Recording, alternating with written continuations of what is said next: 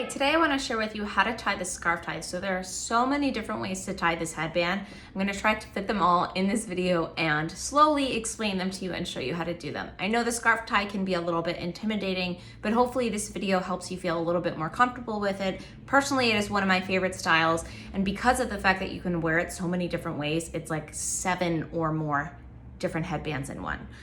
So it comes like this. These headbands are not stretchy, so just keep that in mind. There is no stretch. All of the lengths are listed on the listings. So the lengths will vary depending on the width of the fabric.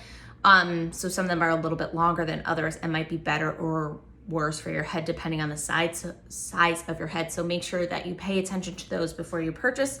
In addition, these do get wrinkly because they are not stretchy. So it's just like a button-down shirt or thin pants.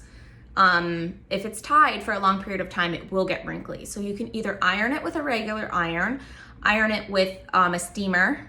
Would that be steaming it? I don't know. And also a flat iron, like the one for your hair. Just be careful because it is fabric, so it can burn. So just a very quick little run through will do. Okay, so let's get to it. So I wear it a lot like this, just very simply tied in the back with the tails hanging. Especially if it's a patterned one. This is such a great way if you're going out to dinner, whenever that will be allowed again. If you're going out to dinner and you have frizzy hair at summertime, you don't feel like dealing with your hair, this is such a great way to have the focus be on your headband and not on your hair and what it looks like, especially if the headband is patterned or even a solid one paired with a patterned outfit. So that's the first way. The second way, you also bring it to the back, but then you cross them and then bring them to the front, and then you tie them in the front in a double knot. So depending on the size of your head, you might have longer or shorter tails, but you can tuck them in either way, whatever your preference is. If they're shorter, they might be okay to stick out, but this one for me is a little bit too long and a little bit too dog ear-like, so I like to tuck them in. So now we're gonna start with the headband at the back.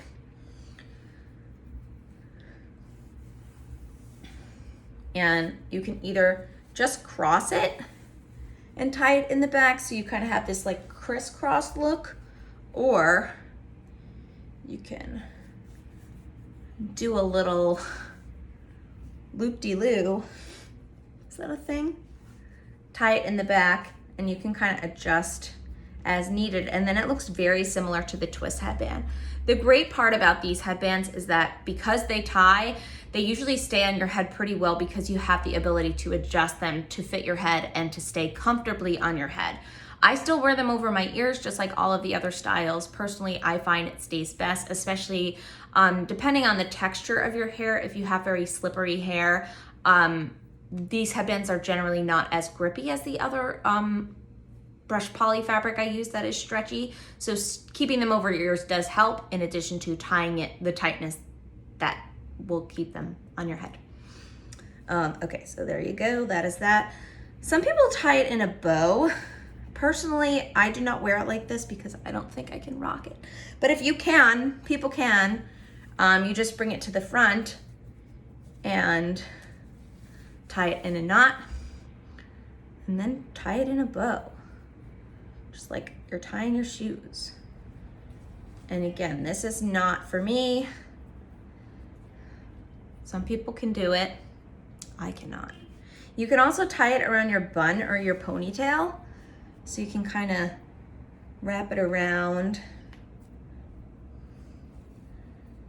and then tie it in a bow like this. It's a really, really cute way to kind of make a boring bun or ponytail look much cuter. It also looks good on a pocketbook, which is a good place to keep it for, you know, emergencies. Totally messing up my hair, but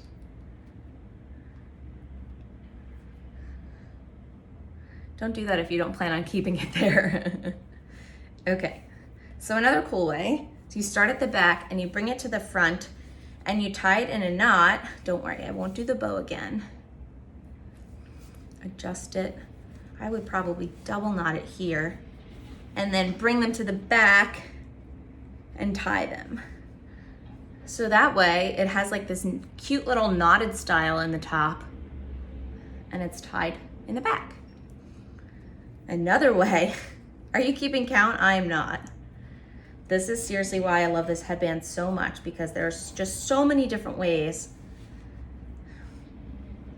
Okay, start at the top, go to the back, twist them in the back and bring them around towards the front.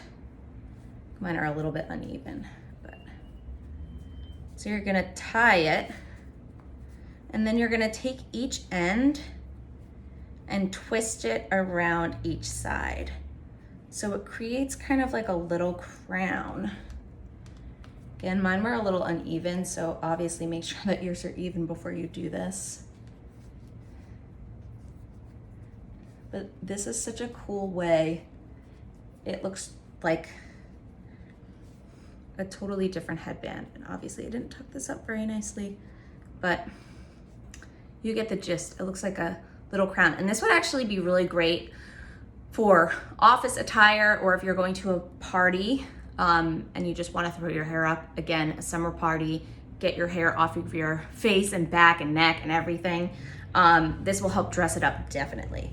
Okay, one more different way. So you're gonna take it off. You're gonna fold it in half, keep one finger in the end and hold the other side and twist it. Keep twisting and twisting and twisting.